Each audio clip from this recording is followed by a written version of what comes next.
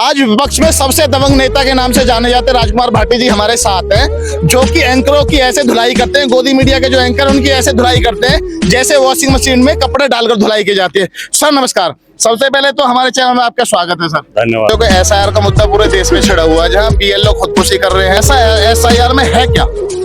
इसके लिए पूरी तरह चुनाव आयोग दोषी है, चुनाव आयुक्त दोषी हैं।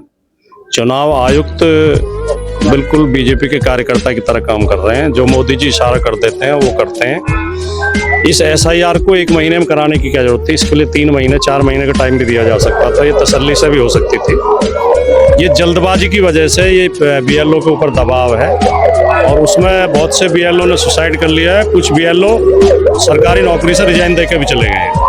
सर ये जल्दबाजी का दबाव है या फिर कोई और प्रेशर है? नहीं, जल्दबाजी इसलिए कर रहे थे कि उनका इरादा धांधली करने का था, लेकिन समाजवादी पार्टी के जागरूक कार्यकर्ताओं ने ज्यादा धांधली चलने नहीं दी है। समाजवादी पार्टी के बीएलए एक एक बूथ पर गए हैं, उन्होंने अपनी मतदाता सूचियों पर गहन नजर रखी है और लगभग सबके फार्म भरवा दिए हैं।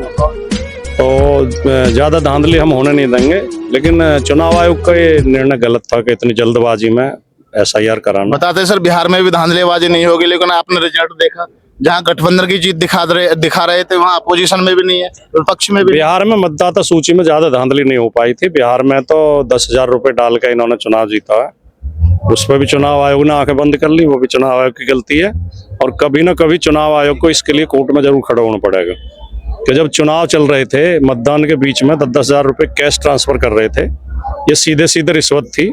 आचार संहिता का उल्लंघन था और आचार संहिता के उल्लंघन पर चुनाव आयोग ने चुप्पी साधे रखी, तो एक बहुत महत्वपूर्ण। सर अगर ऐसा इन्होंने उत्तर प्रदेश में भी कर दिया तो? नहीं, अब ये चोरी बार बार थोड़ी चलती है। कहते नहीं काठ की हांडी एक बार चढ़ती है।